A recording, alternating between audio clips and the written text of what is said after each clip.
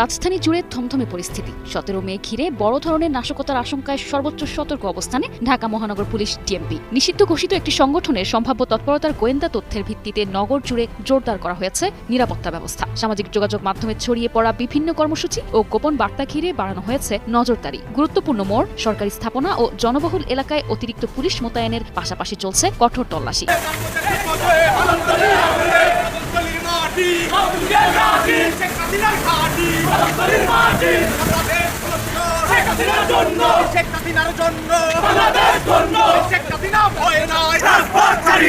কেন তিনি আবার ক্ষমতায় ফিরবেন? কেন বাংলাদেশ তার অপেক্ষা করছে? উত্তরটা খুব সহজ। উন্নয়নের যে কাণ্ডারি এক হাতে শক্তিতে রূপান্তর করেছেন এবং অন্য হাতে দেশকে মধ্যম আয়ের দেশে পরিণত করেছেন, তার বিকল্প কেবল তিনিই। ইতিহাস সাক্ষী দেয়, যোগ্য নেতৃত্ব ছাড়া কোনো জাতি তার গন্তব্যে পৌঁছাতে পারে না। আমার দেশের মানুষকে ভাগ্য নিয়ে আমি কাউকে খেলতে দেবো না। আমার দেশের মানুষের ভাগ্য নিয়ে চিনিমিনি খেলার অধিকার কারণে। আর আমার দেশের মাটি ব্যবহার করে কোনো জায়গায় কোনো সন্ত্রাসী কর্মকাণ্ড চালাবে, কাউকে অ্যাটাক করবে বা এই ধরনের কাজ আমরা হতে দেবো না। আমরা শান্তিতে বিশ্বাস করি, আমরা শান্তিপূর্ণ সহযোগিতায় বিশ্বাস করি। আমেরিকা চাইছে সেন্ট মার্টিনস দ্বীপে আমেরিকার একটি সামরিক ঘাঁটি তৈরি করতে এবং এর জন্য তার উপরে চাপ তৈরি করার চেষ্টা করা হচ্ছে। যেহেতু সেন্ট মার্টিনস দ্বীপটিকে আমেরিকা চায় এবং শেখ হাসিনা দিতে নারাজ, তাই হয়তো শেখ হাসিনাকে সরিয়েও দেওয়া হবে, এই ধরনের একটা অনুমান শেখ হাসিনা স্বয়ং করেছিলেন 2 বছর আগে। আর আজকে শেখ হাসিনা চলে যাওয়ার পর ফের বাংলাদেশের সামরিক ঘাঁটি তৈরি করতে চাইছে আমেরিকা। আসসালামু আলাইকুম দর্শক, সিগন্যাল বিডি চ্যানেলের নতুন একটি গুরুত্বপূর্ণ নিউজ ভিডিও নিয়ে আপনাদের মাঝে হাজির হলাম। প্রিয় দর্শক, বাংলাদেশের বর্তমান রাজনৈতিক প্রেক্ষাপট জানতে যারা এই ভিডিওটিতে ক্লিক করেছেন তাদের সবাইকে বলবো আপনারা ধৈর্য সহকারে পুরো ভিডিওটি দেখতে থাকুন, কারণ এই ভিডিওটিতে এমন কিছু তথ্য বা উপাত্ত শেয়ার করা হয়েছে যা জানলে আপনারা অবাক হবেন। প্রিয় দর্শক, ইতিমধ্যে আপনারা অনেকগুলো ভিডিওর অংশবিশেষ ইতিমধ্যে দেখে নিয়েছেন এবং আশা করি দেখেই বুঝতে পেরেছেন আজকের ভিডিওটি কতটি গুরুত্বপূর্ণ এবং আকর্ষণীয় হতে চলেছে। এখনো যারা আমাদের চ্যানেলটি সাবস্ক্রাইব করেননি তাদের সবাইকে বলবো আমাদের চ্যানেলটি সাবস্ক্রাইব করে পাশে থাকা বেল আইকনটি অন করে দিবেন। আর যারা ইতিমধ্যেই সাবস্ক্রাইব করেছেন তাদেরকে অসংখ্য ধন্যবাদ। তো প্রিয় দর্শক, চলুন আর কথা বাড়াবো না, একটি লাইক দিয়ে মূল ভিডিওতে যাওয়া যাক।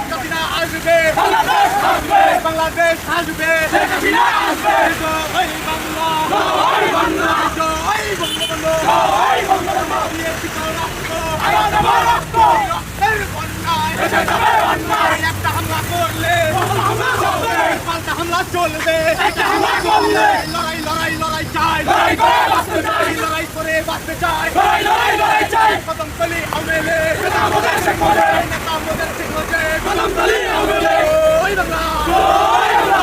পশ্চিমবঙ্গের ক্ষমতায় বিজেপি সরকার আসার পরে বাংলাদেশ কার্যত বিপর্যস্ত। তারা লাগাতার শুভেন্দু অধিকারীকে যেমন আক্রমণ করছে, ঠিক তেমনি অনুপ্রবেশ ইস্যুতে ভারত সরকারের উপর চাপ তৈরির অপচেষ্টায় মগ্ন।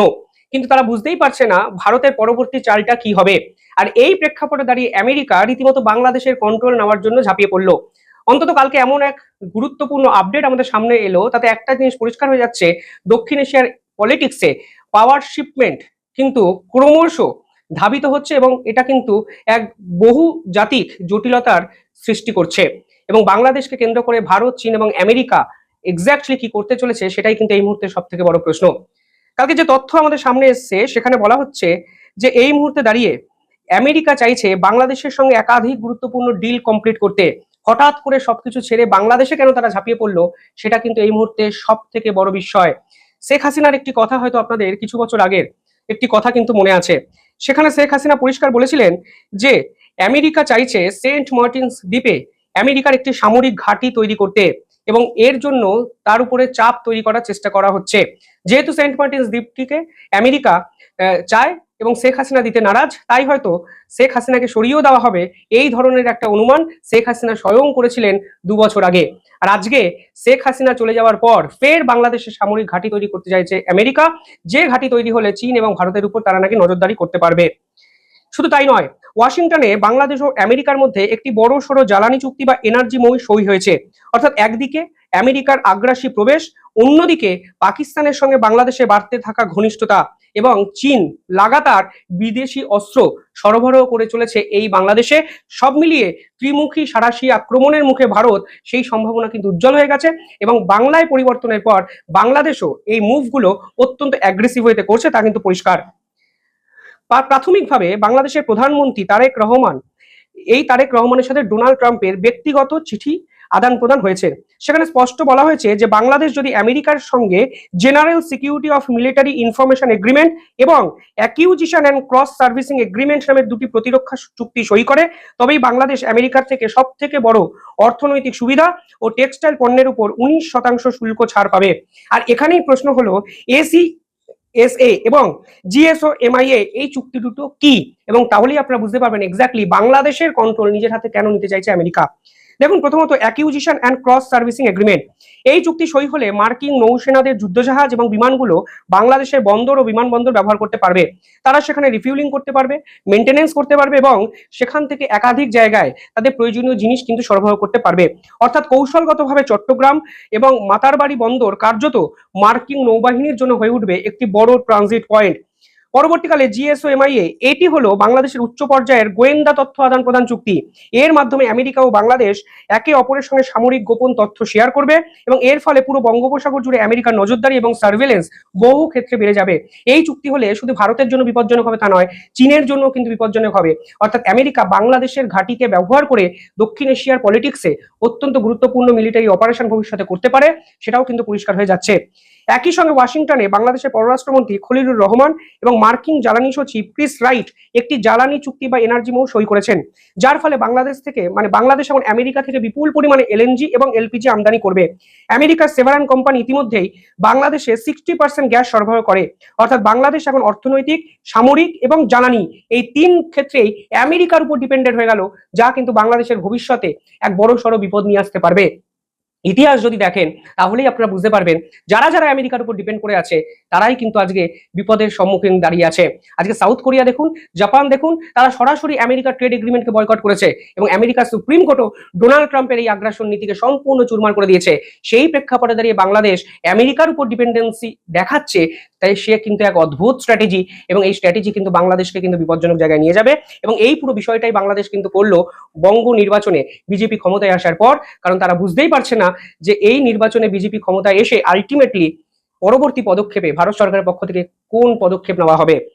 পরবর্তীকালে আপনারা যদি দেখেন তাহলে দেখবেন আরো কিছু গুরুত্বপূর্ণ বিষয় এই সমীকরণ কিন্তু আমাদেরকে ভাবতে বাধ্য করছে। কি কি জিনিস? ভারতের ঠিক ঘরের পাশে বঙ্গোপসাগর। এবার এই শান্তি এলাকায়, মানে শান্ত এবং শান্তিপূর্ণ একটি এলাকায় যদি আমেরিকা যুক্তরাষ্ট্রের মতো একটি গ্লোবাল সুপার পাওয়ারের যুদ্ধজাহাজ এসে পড়ে, তাহলে অকারণে এই জায়গাটি অশান্ত হবে, এটা স্বাভাবিক এবং আমেরিকা সেটাই চায়। আমেরিকা চায় বিশ্বের সমস্ত দেশ যুদ্ধ নিয়ে মেতে থাকুক।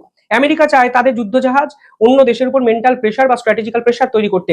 এর ফলে যেটা হয় তা হলো একটা দেশের ন্যাচারাল যে ওয়ার্ক ফ্লো সেটা কিন্তু নষ্ট হয় এবং আমেরিকা কিন্তু সেটাই চাইছে। এতদিন অবধি বঙ্গোপসাগরে একমাত্র আধিপত্য ছিল ভারতবর্ষের। বাংলাদেশ বা মায়ানমারের নৌবাহিনী ভারতের তুলনায় দুর্বল হওয়ায় এই অঞ্চলটি ভারতের জন্য একটি সেফ জোন ছিল এবং ভারত তার পূর্ব উপকূল নিয়ে নিশ্চিন্ত ছিল। কিন্তু এখন আমেরিকার পারমাণবিক যুদ্ধজাহাজ ভারতের নাকের ডগায় যদি 24 ঘন্টা টহল দেয়, তবে ভারতবর্ষের কৌশলগত যে স্বস্তি তা কিন্তু বিনষ্ট হবে, তা কিন্তু পরিষ্কার। ভারতের অন্যতম পরমাণু সাবমেরিন হলো INS ভার্সা, যেটা কিন্তু বিশাখাপত্তমের কাছে অবস্থিত সামরিক ঘাঁটিটি। এছাড়া উড়িষ্যার আব্দুল কালাম হুইলার আইল্যান্ড থেকে ভারত তার সমস্ত ধরনের গুরুত্বপূর্ণ মিসাইল টেস্টিং করে। আমেরিকার GSO-MIA চুক্তির র্যাডার ও সার্ভেলেন্স সিস্টেম যদি বাংলাদেশে বসে, তাহলে কিন্তু ভারতবর্ষের জন্য অত্যন্ত সংবেদনশীল সামরিক গতিবিধি সরাসরি আমেরিকার হাতে চলে যাবে, তা কিন্তু ভারতের অত্যন্ত গুরুত্বপূর্ণ একটা ক্ষতির সম্ভাবনা তৈরি করবে। অর্থাৎ বন্ধু রাষ্ট্র হলেও কোনো দেশই এই মুহূর্তে চাইবে না নিজেদের দেশের ঘরের ভিতরকার খবর এবং গুরুত্বপূর্ণ তথ্য অন্য সামরিক দেশকে তুলে দিতে। এই প্রেক্ষাপটে দাঁড়িয়ে চীনও কিন্তু অত্যন্ত গুরুত্বপূর্ণ একটা ভূমিকা বাংলাদেশে কিন্তু নিতে চলেছে, যা কিন্তু ভারতের জন্য কনসার্নিং। বাংলাদেশ অলরেডি চীনের প্রভাবে রীতিমতো বিপর্যস্ত। বাংলাদেশ প্রায় 70% অস্ত্র চীন থেকে সরবরাহ করে।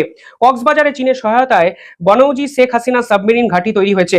এখন একই সমুদ্র সীমায় যদি একদিকে চীন এবং অন্যদিকে আমেরিকা তাদের যুদ্ধ জাহাজ নিয়ে মুখোমুখি দাঁড়ায়, তবে বঙ্গোপসাগরে একটি বৈশ্বিক যুদ্ধ পরিস্থিতি তৈরি হবে, যা আমেরিকা চাইছে। কারণ এশিয়া এখন অব্দি শান্ত, আমেরিকা কোনো না কোনোভাবে চীনের সঙ্গে রেষারেষি করতে গিয়ে এই বঙ্গোপসাগর কেন্দ্রিক অঞ্চলে এক যুদ্ধ সম্ভাবনা তৈরি করবে, যার এফেক্ট কিন্তু ভারতে সরাসরি পড়বে। বাংলাদেশের বর্তমান রাজনৈতিক সমীকরণে আইএসআই এবং কট্টরপন্থী ইসলামবাদী যে দলগুলো আছে তাদেরও কিন্তু প্রভাব ইতিমধ্যেই বেড়েছে, যারা একাধিক ক্ষেত্রে চিকেন স্নেক, শিলিগুড়ি করিডর, উত্তর পূর্ব ভারতকে নিয়ে লাগাতার হুমকি তৈরি করছে। এই ভিডিওতে আর বিস্তারিত সেগুলো বলছি না, কিন্তু একটা জিনিস স্পষ্ট হয়ে যাচ্ছে, বাংলাতে বিজেপি সরকার বা শুভেন্দু অধিকারীর সরকার ক্ষমতায় আসার পর আমেরিকা বাংলাদেশে ঢুকে যাচ্ছে, চীন অস্ত্র সরবরাহ বাড়াচ্ছে, বঙ্গোপসাগরে যুদ্ধ জাহাজ ডিপ্লয় করার একটা প্রস্তুতি তৈরি হয়েছে এবং বাংলাদেশকে বিভিন্ন দিক থেকে চাপ তৈরি করে ডোনাল্ড ট্রাম্প আসলে একদম পিষে মারতে চাইছেন, যা লং টার্ম এফেক্টে কিন্তু বাংলাদেশের ভবিষ্যৎ নিয়ে বড় সড় বিস্ময় বা বিস্ময়কর পরিস্থিতি তৈরি করবে, তা কিন্তু বিশেষজ্ঞরা বলছেন। ইতিহাসের চাকা কখনো থমকে থাকে না। আজ 17 মে বাংলার ইতিহাসে এক অবিস্মরণীয় দিন, শেখ হাসিনার স্বদেশ প্রত্যাবর্তন দিবস। 1981 সালের এই দিনে স্বজন হারানোর সীমাহীন বেদনা বুকে চেপে সব বাধা বিপত্তি উপেক্ষা করে প্রিয় মাতৃভূমিতে এসেছিলেন জাতির পিতা বঙ্গবন্ধু শেখ মুজিবুর রহমানের কন্যা শেখ হাসিনা। সেদিন আকাশভূমি বৃষ্টি নেমেছিল, প্রকৃতি অঝরে কেঁদেছিল, যেন সেই কান্না ছিল দীর্ঘদিনের পরাধীনতা আর শোকের অবসান। বাংলার মানুষ সেদিন পেয়েছিল তাদের আশার আলো, গণতন্ত্রের নতুন দিশারি। কিন্তু আজ 2026 সালে দাঁড়িয়ে যখন আমরা পেছনের দিকে তাকাই, তখন প্রশ্ন জাগে, শেখ হাসিনাই কেন বাংলাদেশের উন্নয়নের একমাত্র কাণ্ডারি? কেন আজ শেখ হাসিনাহীন বাংলাদেশ দিশেহারা?